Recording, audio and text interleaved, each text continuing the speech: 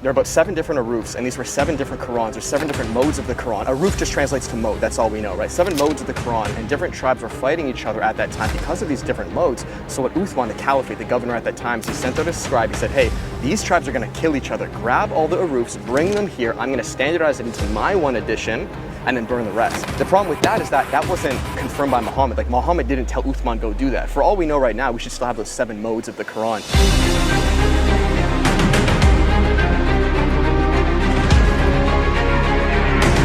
What is going on, guys? Welcome back to another video on the Christ Develops YouTube channel. Let's get it going. We're here at UTSA. We know it's been a little while. School has officially started. This is the 2nd day of school. The last videos you saw, it was during summer school, so not as packed. The videos you're about to see, we just got done, hence why I look like a baked cookie right now, sweating. The videos you're about to see were phenomenal, guys. We pulled up right there, probably the best turnout we've ever had. Of course, you guys know we have the table, the new style. The wagon. We spoke to Muslims, we spoke to atheists, we spoke to agnostics, we spoke to an Israelite, which wasn't on video. Who else? Really everyone from every spectrum, other Christians, guys. And guys, on top of this, we actually have 2 other evangelists who came all the way from Atlanta, Georgia. You guys want to come in? This is Dylan and Emma, guys. Their channel is United by Grace, guys. That'll be linked below. They just hit 1,000 subs. Dylan actually cooked too. He had about 2 or 3 good videos. So make sure you guys sub, get them to like 2 or 3K subs. And yeah, you'll be seeing more of it, guys. So anyways, enjoy these videos and we'll check you then. But anyways, brother, what's your name? My name is Gideon. What's your name? Gideon? David? Dave, that's a biblical name. Yeah, it is. I was actually born Christian. Did you grow up Christian? Yeah.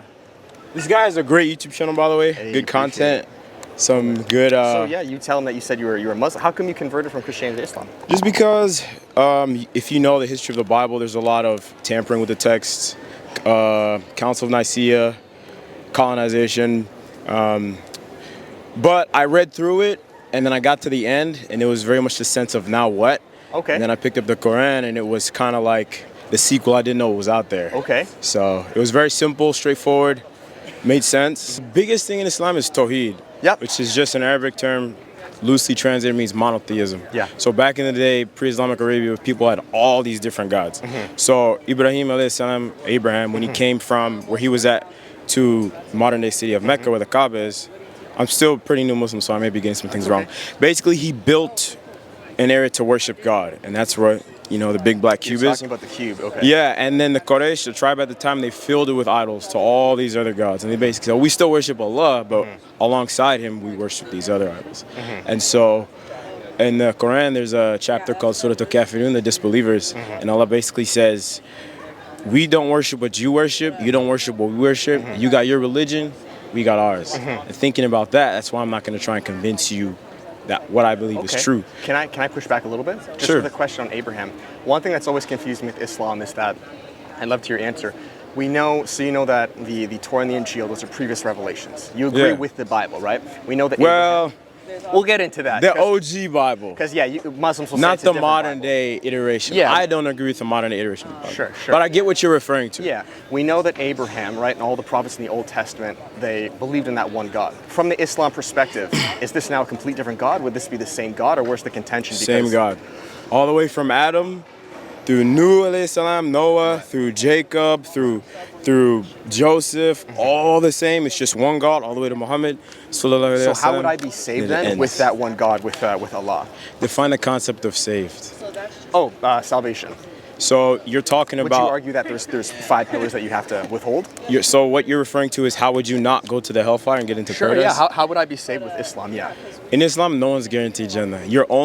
Nothing you do is ever good enough. So you're only guaranteed Jannah by the mercy of Allah. So you can do everything right and it's not good enough. So only because He has mercy on you. So with prophets back in the old day, right, when we knew that they had eternal salvation, would you say that God lied to them? Like with Abraham in Genesis 15, it says that he believed in God and to him it was attributed righteous. He was saved at that moment, sealed. So the issue with Islam, I find, is that the books are completely contradictory. Like if Islam had the same plan of salvation as Christianity, then I would understand, even if there's some differences. But let's say Christianity says 1 + 1 = 2, the Torah and the New Testament. And then Islam says, no, it's actually 2 + 2 = 4.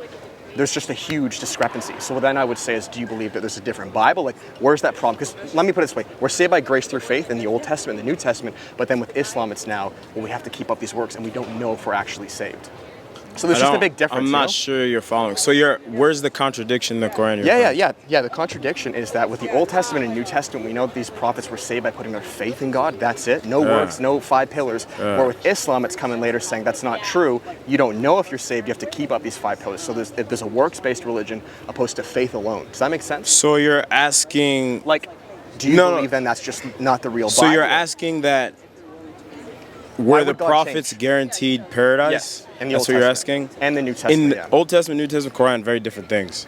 So the Old Testament, correct me if I'm wrong, is a version of the Torah, and the New Testament is a collection of letters, a bunch of stuff thrown together. Yeah.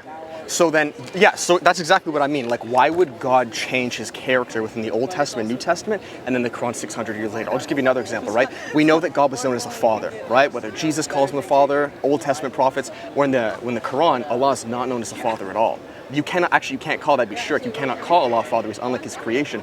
So for me, I'm just wondering, where did this big division point happen? If it's congruent with Old Testament and New Testament, and then 600 years later, he's now not a father, you're not saved by faith alone, you have to do works, I get what you're asking. Like, there's a big difference in God's character. I get what you're saying. So then, with Muslims, is like, do you just think there was a different Old Testament, New Testament? Did God change his mind? Because we know God's fluid. Does that make sense? Yeah, I get what you're saying. Like, that's where I believe it's a different God. As a Christian, I don't think that's the same God. Does that make sense? It's funny. That's actually part of why I left Christianity. But backtracking, I think first of all, I think you're very well read on the Quran. Bro, I used to be better, dude. I would debate a lot or speak to them. I haven't done this in like a year, so I'm actually really glad. You're sharpening me up, dude. Trust me. So it's always nice to discuss with someone who's well educated. Just because I was watching a clip from a professor at Harvard, I believe, talking about how to debate properly. I'm serious, even though like the Jubilee surrounded, all that stuff. And the problem is people don't try and find common ground or listen. They try and tear each other down. Right. And I think that's counterproductive. Sure. But bringing this back in, I would say that we are worshiping different gods. Because in the Quran, there's a verse, Surah Ikhlas, it's Kul Hu Allahu Ahad, Allah is one, indivisible. Allahu Samad, Lam Yalid wa Lam Yulad wa Lam Yakul Lahu Kufuwan Ahad. So there's one God, he's indivisible. He doesn't beget, nor is he begotten. He doesn't have offspring. He doesn't come from anything. He always was. There's no one and nothing like him. So it's describing his qualities. Sure. So as you were saying, if there is this different description in gods, either the description is lying or they are two different gods. Now, I believe that the modern day iteration of the Torah and the what you would call the Bible, I would call the Gospels, have very much been tampered with. So that's my argument. So when you're done, I just want to push back. So that would be my argument is they're just different. The Quran is completely untouched. That's the miracle of it. That's the first thing that grabbed my attention is if you know the history of colonization, the first thing that people tried to do was strip away people's knowledge and get inside their heads. They did it in Africa, they did it in the Middle East, they did it all over. So throughout history, people have tried to tamper with the Quran and they could never do it because so many people have it memorized. There's little kids who have the whole thing memorized. So if we're praying and the imam messes up, a small child can correct them and say no. So even if you destroyed every copy of the Quran on the planet, wouldn't work. I'm going to push back a little bit, okay? Yes, that's the miracle of it. And I can Google the Quran right now, read it, and I can go all the way to Baghdad, Bangladesh, some remote corner of Africa, and they're going to be exactly the same, letter by letter. That in and of itself is a miracle. To me, it is. I hear a lot of Muslims say that. Are you familiar, have you heard of what Qirat and Aruf are? No, what's that? Is that a person? No. So the thing with Islam, dude, is that a lot of Muslims will claim there's one perfectly preserved Quran. But when you actually go deeper into it, bro, it's not the truth. And the reason for that is the Quran you're reading is the Hafs edition. So that was standardized in 1954 in Cairo. Before that, dude, there are actually about 10 different Qirats. Like if you were to go to North Africa right now and you were to read your Hafs, you'd be in trouble. They read from the Warsh. There's the Warsh, Duri, Khalaf, Hafs, and these have differences. Like I can't remember the top of my head, I'll put up on screen here, but differences as far as like Allah wondered opposed to Muhammad, you wondered. So are you reading them in English? Yeah, even the Arabic's the exact same thing. I gotta stop you, brother. Okay, I hate interrupting. Go for it. So this is the miracle of the Quran is the fact that it's not in English. I have a copy of it right now. English is not the Quran because Arabic is such a deep language. It's beautiful. So it's written in something called Fusha, which is like scholarly Arabic, ancient from a long time ago. That half of it doesn't even translate properly.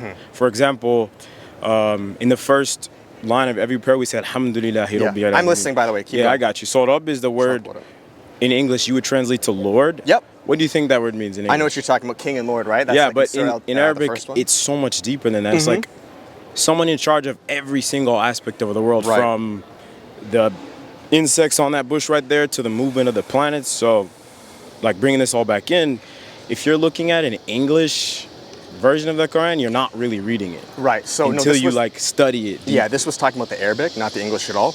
I can bring up screenshots. I mean, whether you want to believe them or not, you can do your own research on I'm definitely gonna look it up. Yeah, I love learning. But yeah, just as an example, search up the different qirats of the Quran that's speaking about the Arabic. But the issue with that, bro, even with different qirats, right, is that there's something called aruf. So that actually came a lot earlier than qirats. And aruf, I'm not sure if you know the time of Uthman, the burning of the Qurans. Have you heard that? No. Uthman. So essentially, man, and just go more into this. Of course, I will. Because you seem like a smart dude. I know. Part of our religion is pursuing knowledge. Yeah, me too, man. Long story short, bro, there were about 7 different arufs, and these were 7 different Qurans, or 7 different modes of the Quran. Aruf just translates to mode, that's all we know, right? 7 modes of the Quran, and different tribes were fighting each other at that time because of these different modes. So what Uthman, the caliphate, the governor at that time, he sent out a scribe, he said, hey, these tribes are gonna kill each other. Grab all the arufs, bring them here, I'm gonna standardize it into my one edition, and then burn the rest. And I can put up all the Sahih Bukhari, Sahih Muslim, it's authentic. And the problem with that is that wasn't confirmed by Muhammad. Like, Muhammad didn't tell Uthman go do that. For all we know right now, we should still have those 7 modes of the Quran. So I don't believe that there is a perfectly preserved Quran. I believe that you're reading the Hafs edition out of that one mode or that one aruf. The Bible, I'll admit, bro, has different textual criticism. It's not perfectly preserved, but that's not our Christian claim, right? With the Islam claim, their claim is that because it's perfectly preserved, it was given by Allah himself, there can be no error. Like you said, it's a miracle. And I would just say it's not true, man. There's a lot of sticky stuff within it. Interesting perspective. But don't take my word, man. Like, search up Kirat and Eruf. What I would challenge you to do if you really want to educate is, number one, be very careful what you look up on the internet, because half of what I learned when I actually stepped into a mosque, Right. which is part of how I reverted, is I didn't even know what it was, is many of the books like Sahih Bukhari, Sahih Muslim, some of the Qurans, you will not find anywhere. You only find them in physical print. You find them on the internet, either they literally won't come up.